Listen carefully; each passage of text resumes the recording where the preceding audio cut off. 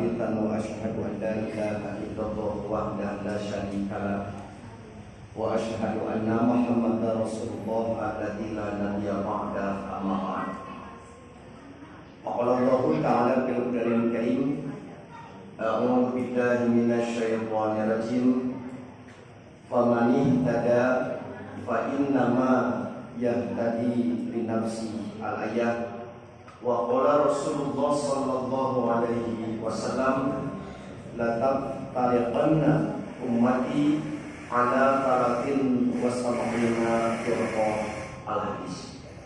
Hadirin ikhwati iman, bapak-bapak dan ibu-ibu serta para mujahid ilmu generasi baru, terkhusus para sesepuh, pimpinan dan jajaran Tashkil Jamiyah, PC hingga PJ, Persis dan otonom di Kecamatan Margahayu yang tetap semangat dalam merawat identitas dan kepribadian sesuai petunjuk syariat agar mendapat tempat terhormat di hadapan Zat Penguasa Rahmat dengan tekad dan ragam ikhtiar yang kuat, di antaranya dengan belajar ilmu-ilmu syariat.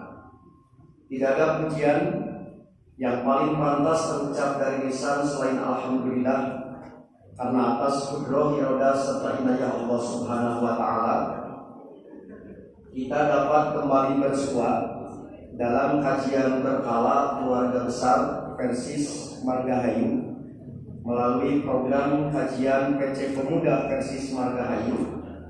Baik Bapak Ibu yang bisa hadir secara langsung di majelis ini maupun yang tetap setia mengikuti kajian di tempat masing-masing melalui layanan live streaming di Facebook oleh penyimpangan paham keagamaan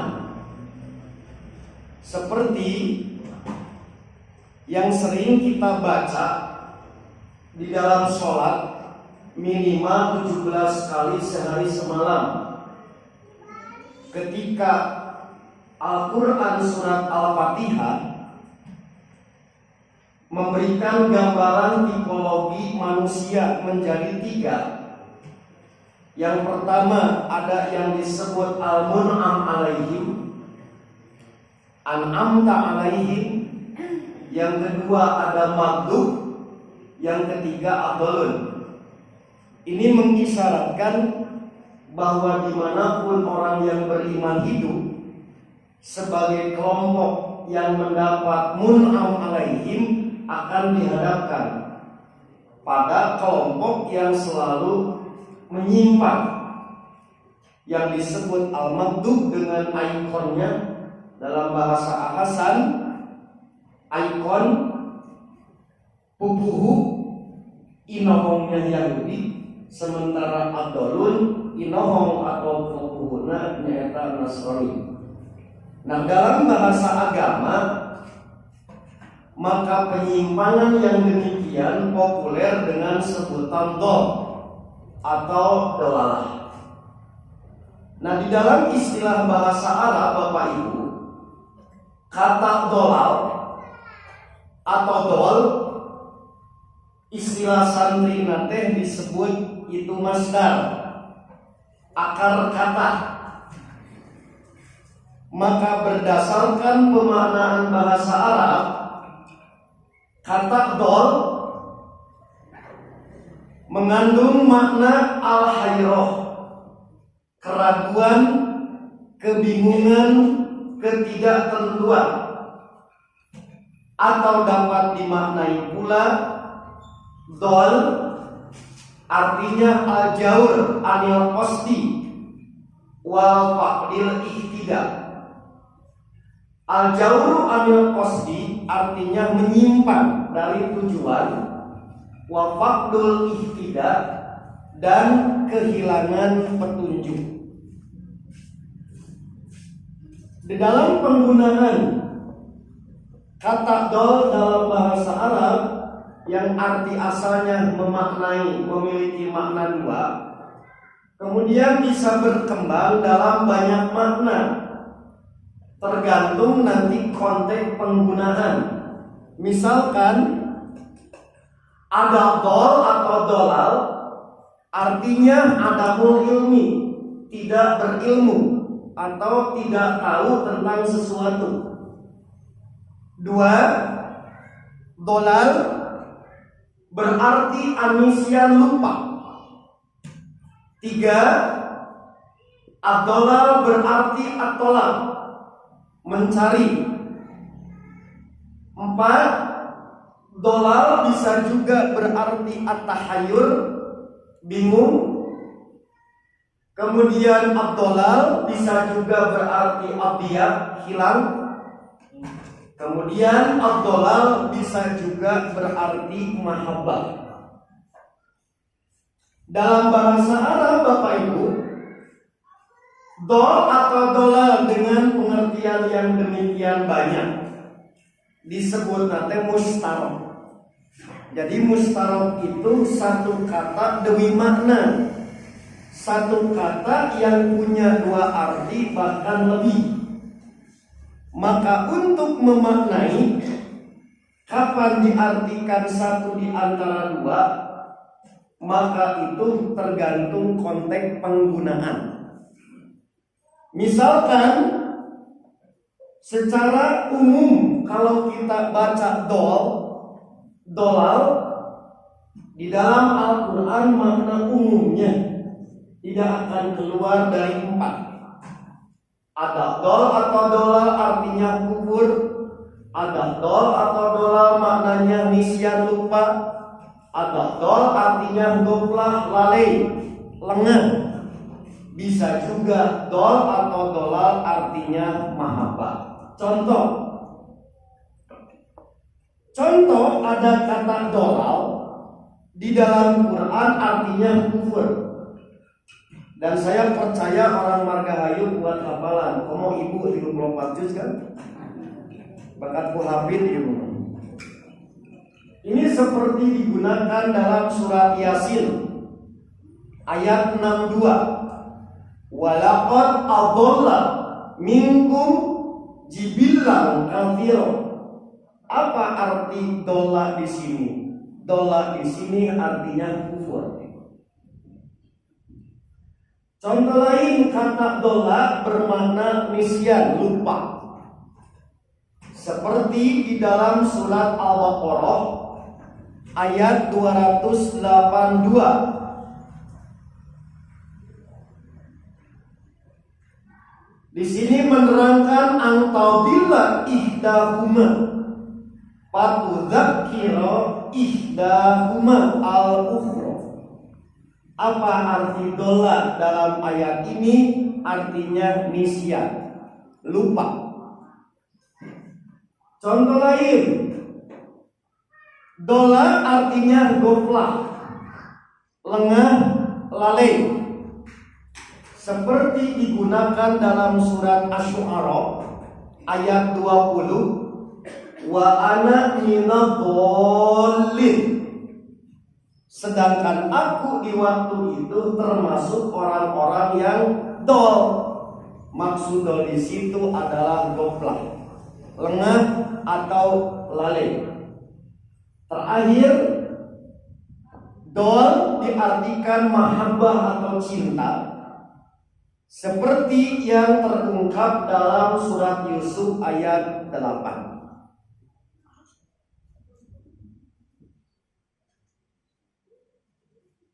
Kesimpulannya,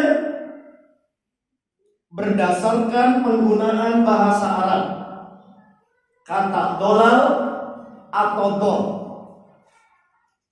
diartikan salah satu makna, maka memerlukan bayan, memerlukan keterangan sesuai konteks penggunaan. Jadi mungkin Bapak Ibu mendengarkan di Quran, mendengarkan di hadis, artinya tidak seragam, artinya tidak satu, artinya tidak general.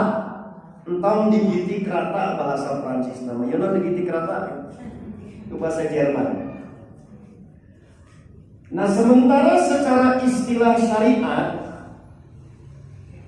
dolal disebut isti'arah atau kata pinjaman untuk makna menyimpang dari jalan lurus atau meninggalkan kebenaran dalam agama Islam.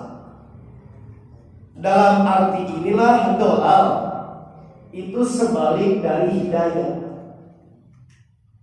Jadi hidayah mendapat petunjuk, dolal kehilangan atau menyimpang dari kebenaran.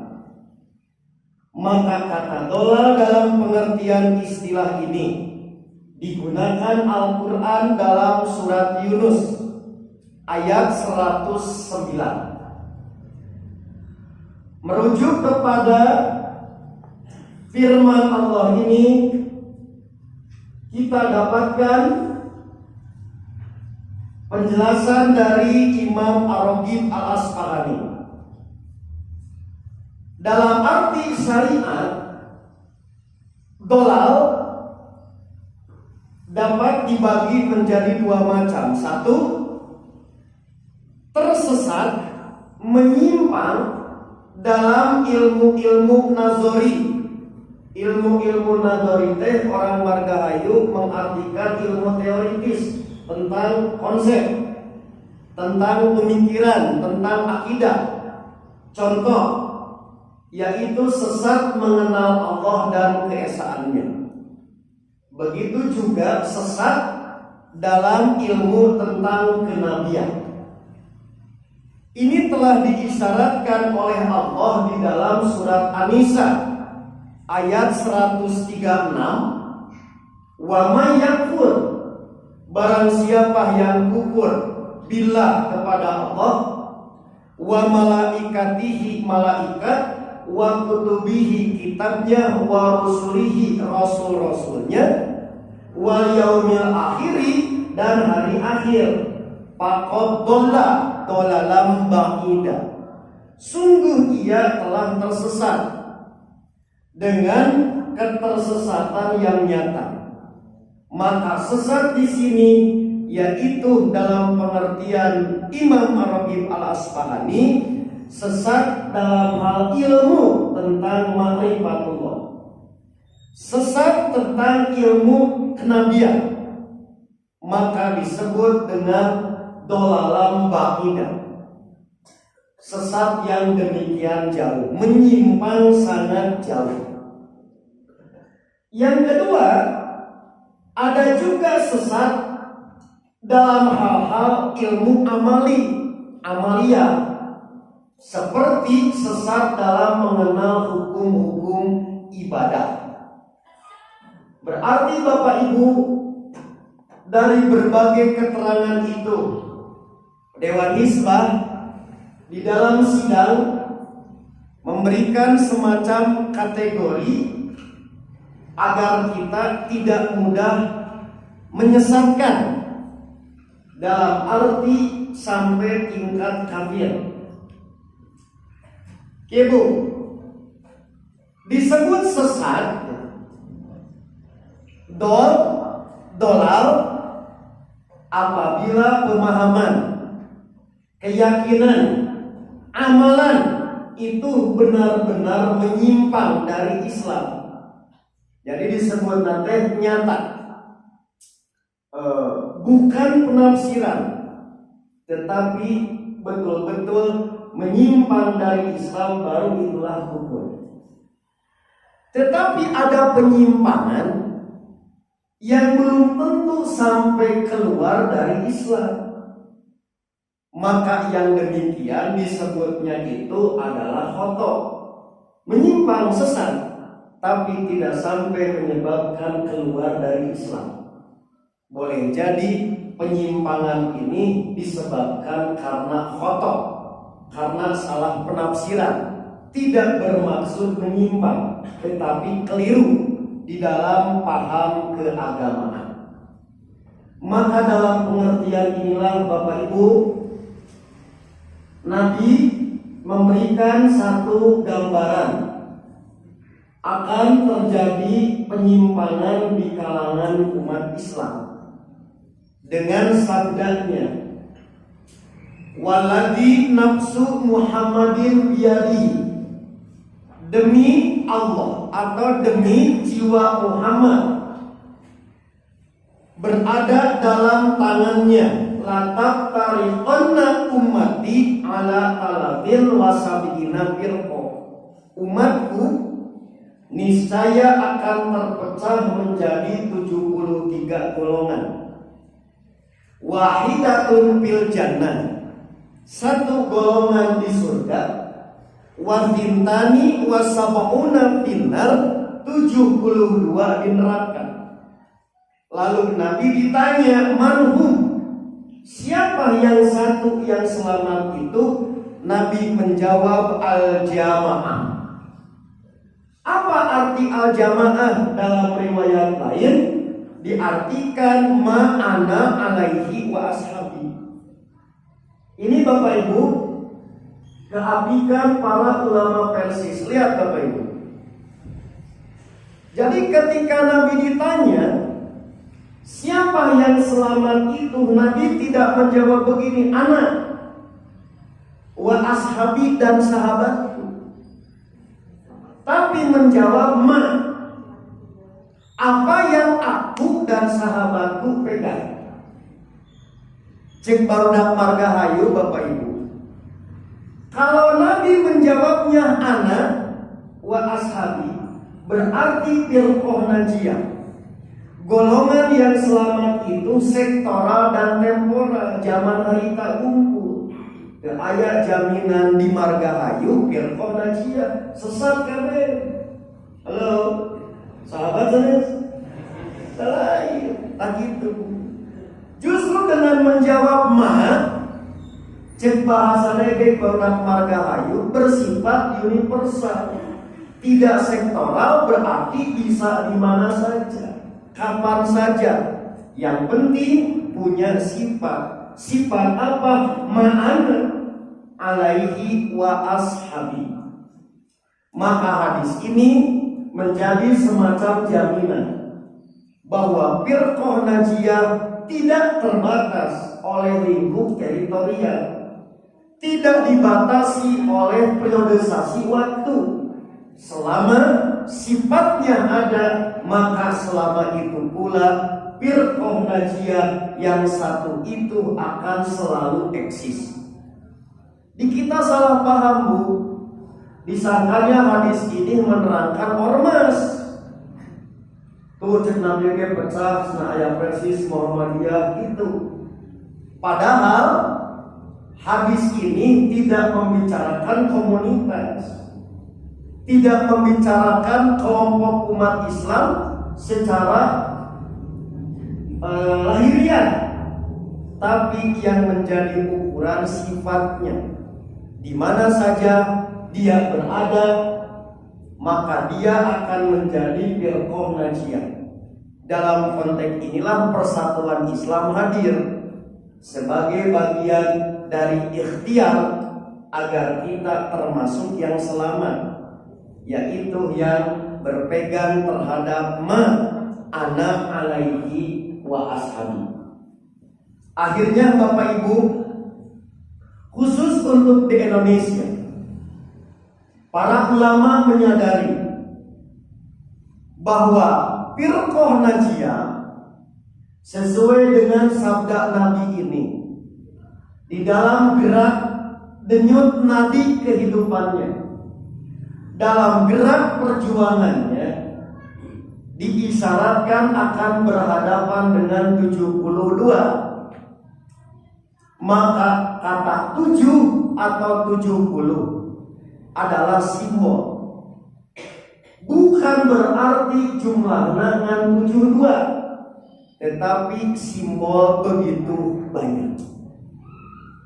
Akhirnya Bapak Ibu, sejak Persis berdiri sampai kemudian MUI berdiri hingga hari ini, berdasarkan temuan dari kriteria firqah najiyah dan firqah dolah yang 72. Indonesia Bu ya, tidak di dunia. Tidak apa dunia orang margahayu jarambah apa? You know jarambah? yaitu terendus sampai 300 aliran. Selangi Bapak Ibu, yang disebut dengan firqah dolah sampai hari ini yang terendus mukambel itu bisa sampai 300 aliran. Lihat Bapak Ibu, di tengah pagar pengaman masih ada apa Bu? Undang-undang PNPS tahun 62 yang disadari oleh orang tua ini warisan yang bagi kita pagar pengaman. Sebab lamun tidak pakai undang-undang ini, orang seenaknya menafsirkan agama. Cacakan pagar pengaman masih tegak tos 500. Komo lamun pagar pengaman tidak ada. Inilah Bu yang diusahakan di judicial review agar undang-undang PNPS dicabut. Mahkamah Konstitusi gagal. Masih terlindungi Indonesia hari ini karena payung hukum orang tidak seenaknya masih tegak. Tapi kalau suatu saat runtuh, maka sarupaning beragam aliran itu bisa seenaknya menodai agama yang sudah ada. Akhirnya para ulama kita di MUI Pusat, Bapak Ibu, perlu menegaskan pagar pengaman ini supaya anak cucu kita terus terselamatkan dalam urusan akidah, dalam urusan Islam yang benar. Paling tidak firqah najiyah yang disepakati di Indonesia yaitu Ahlus Sunnah wal Jamaah. Menurut kriteria Ahlus Sunnah wal Jamaah di Indonesia, satu kelompok seseorang bisa dinyatakan sesat apabila ada ciri-ciri sebagai berikut. Pertama, mengingkari rukun iman dan rukun Islam. Terserah namina naon ormasna, kelompoknya terserah. Pokoknya jika seseorang atau kelompok orang mengingkari rukun iman, rukun Islam, berarti dia dolak, sesat. Dua, meyakini dan atau mengikuti akidah yang tidak sesuai dalil syariat, tidak sesuai Quran Sunnah. Tiga, meyakini turunnya wahyu setelah Quran. Nabi bukanlah penerima wahyu terakhir. Empat, mengingkari keaslian atau kebenaran isi Quran. Lima, melakukan penafsiran Quran tidak sesuai kaidah tafsir yang disepakati. Contoh Bu, disebutnya tafsir batini, bukan batita. Lihat Bu, misalkan Toha, apa arti Toha? Ali bin Abu Thalib, Husain bin Ali. Contoh, mengartikan Husain Ali Husain, tidak ada kaidah tafsirnya. Contoh menyimpang, sesat. 6, mengingkari kedudukan hadis Nabi sebagai sumber ajaran Islam. Lieur ku hadis anu dhaif anu sahih geus we make Quran yang unggul disebut aliran Qurani atau ingkar sunnah. Ketujuh, melecehkan dan atau merendahkan para nabi dan rasul. Nama bahas Muhammad kece, nama ku ayer dibahas begitu. Kedelapan, mengingkari nabi sebagai nabi dan rasul terakhir. Kesembilan, mengubah pokok-pokok ibadah yang telah ditetapkan syariat. Kesepuluh, mengkafirkan sesama muslim tanpa dalil syar'i. Berdasarkan kriteria-kriteria ini, ciri-ciri ini, sifat-sifat ini, inilah contohnya aliran sesat di Indonesia. Satu yang disebut Syiah, mau dengan ormasnya ijabi, ormasnya abi, karena memenuhi kriteria seperti yang disebut oleh MUI. Dua, Jamaah Ahmadiyah. Tiga, LDII, Lembaga Dakwah Islamiyah Indonesia, yang semula adalah Lemkari. Lemkari asalnya dari Islam Jamaah, bermetamorfosis bahasa Sundanya dari Islam Jamaah, kemudian ke Lemkari, kemudian ke LDII.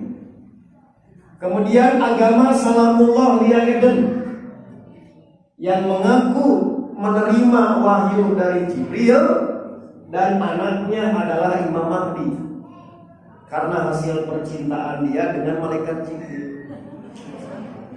Dengan ibu luar biasa. Bapak wae tewanian ibu Lia Eden mani. Istri tuh ibu Lia Eden tuh. Iya bapak-bapak pebel.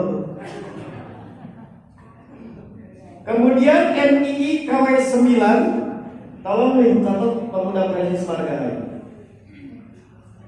Silakan nanti pelajari bagaimana perbedaan ijtihad orang tua Persis yang diwakili oleh Buya Nasir dengan Kartosuwiryo, terutama pada saat dalam tanda petik negara Pasundan tidak ada penguasa.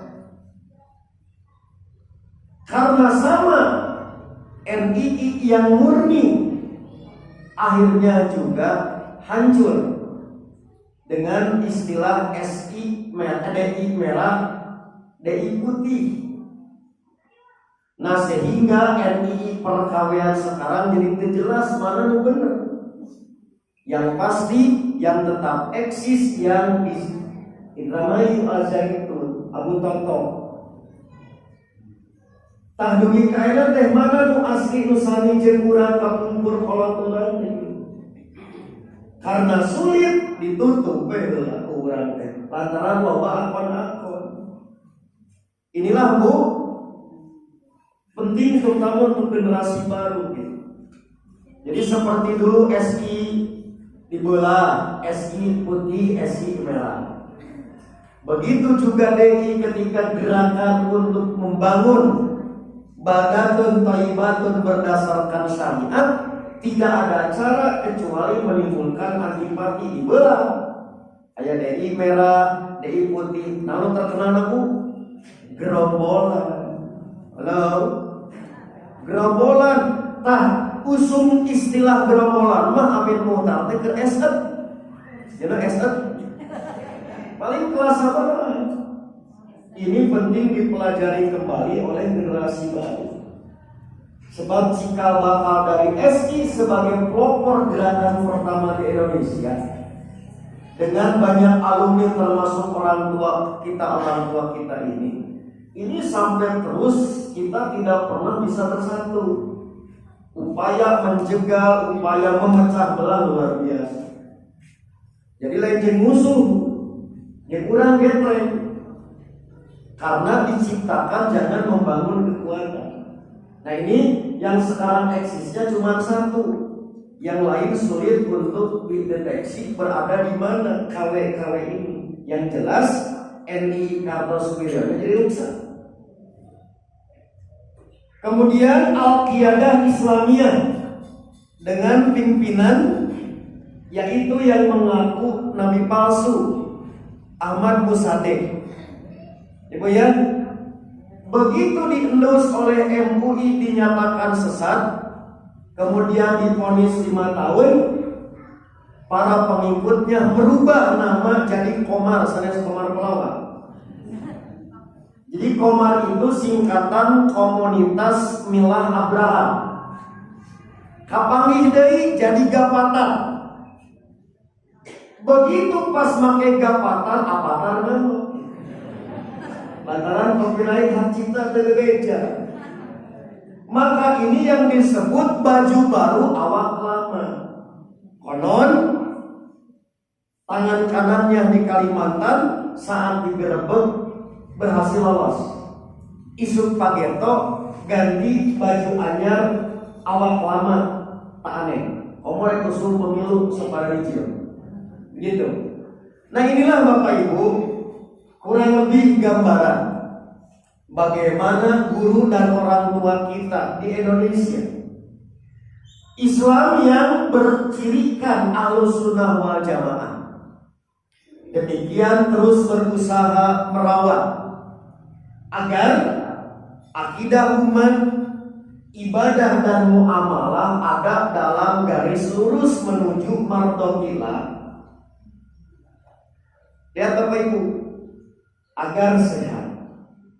Lamun gering, Ahlussunnah wal Jamaah yang mayoritas ini sakit, maka NKRI sakit. Sebab umat mayoritasnya mengalami sakit berdampak besar kepada bumi pertiwi.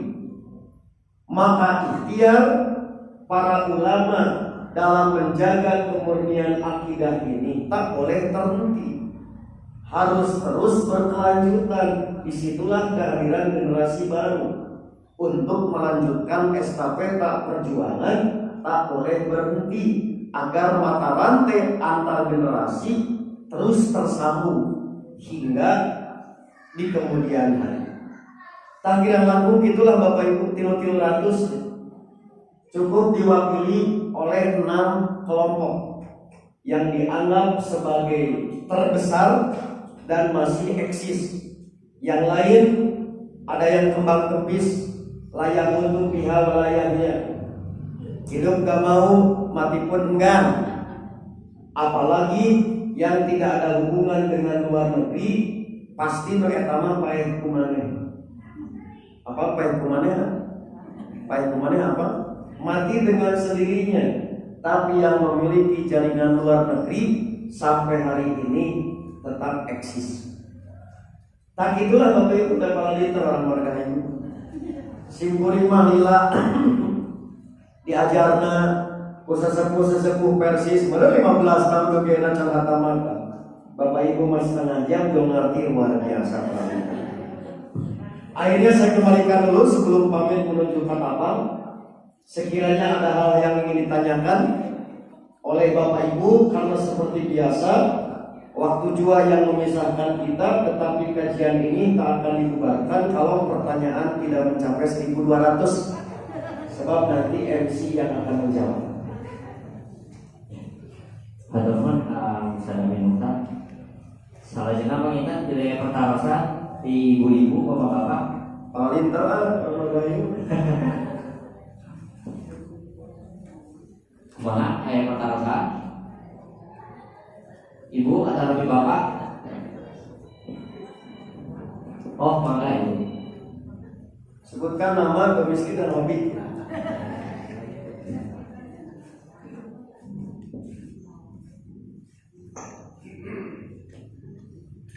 Assalamualaikum warahmatullahi wabarakatuh.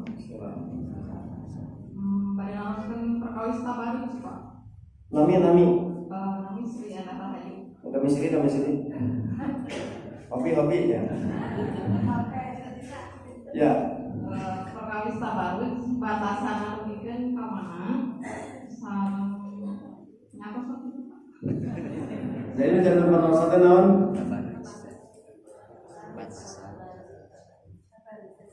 Tabarut. Ya.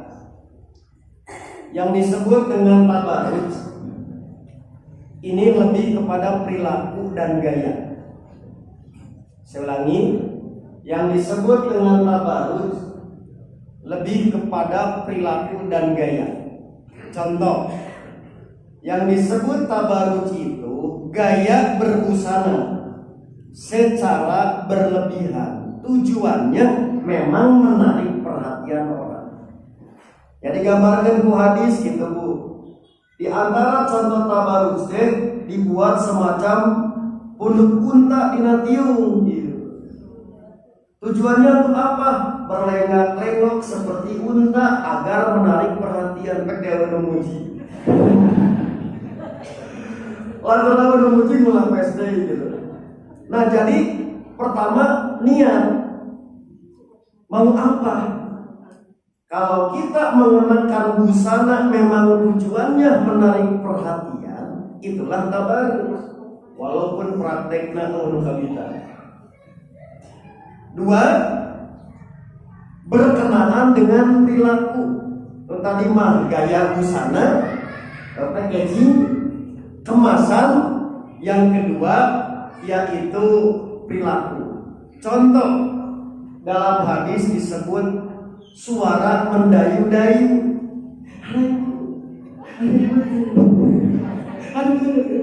Dikitu-kitu aja bukan alaminya tabarruk.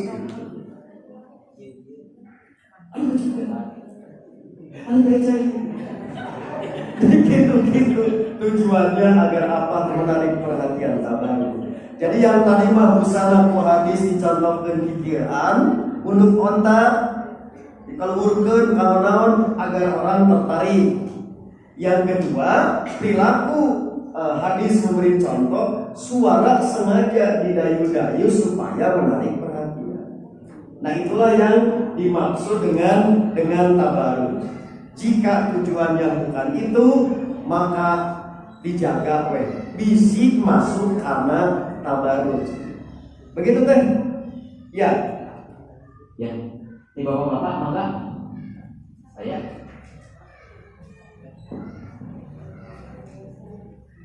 Alhamdulillah. Ya. Pertanyaan saya teh terkait saran upaya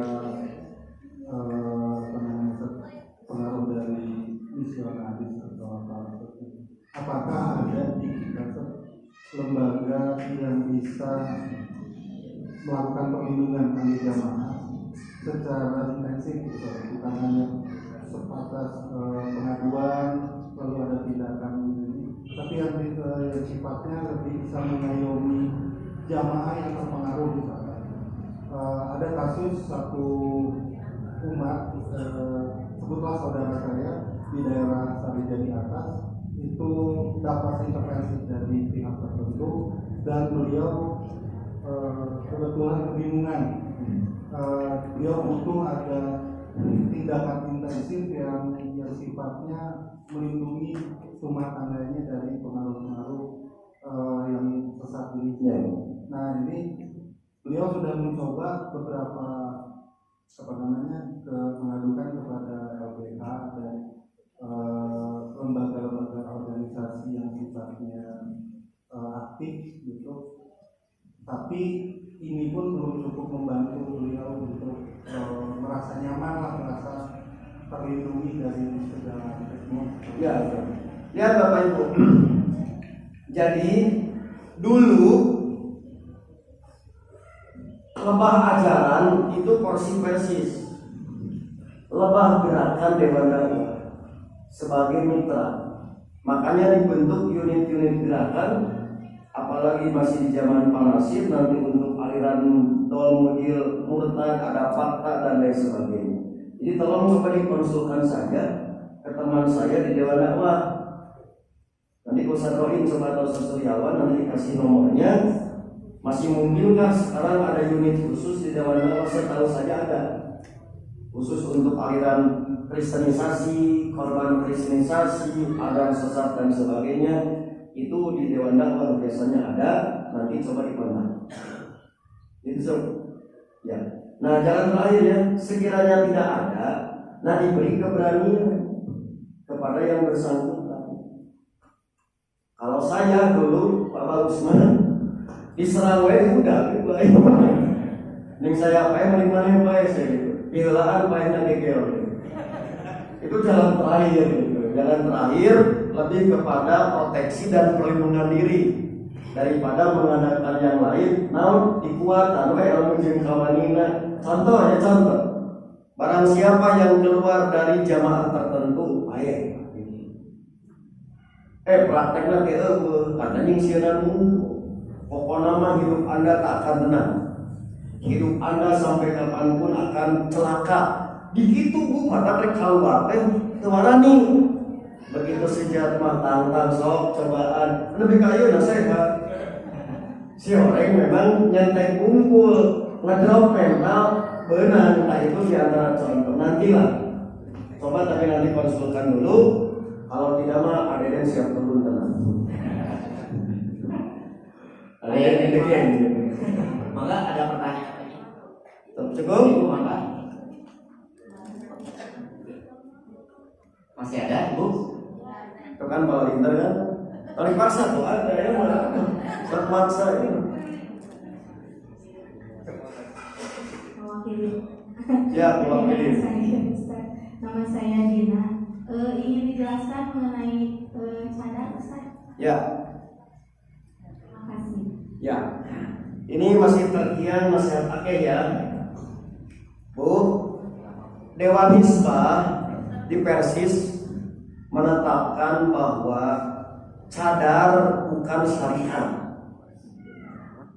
Artinya hukumnya boleh. Boleh dikir lamun dianggot aya nilai ibadah. Ditinggalkan teu dosa. Gitu Bu, kartos hukum nate boleh teh keduniaan sami siga acuh. Karena wajah bukan orang. Tasawuf akeh dikir. Tanya ka diri, lamun apal cadar teh hukumna teh ngan sekedar boleh, terus kekeh hayang dicadar. Aya naon? Tanya hati kita nasihat sepuh. Jadi hukumnya boleh, tapi kekeh we hayang.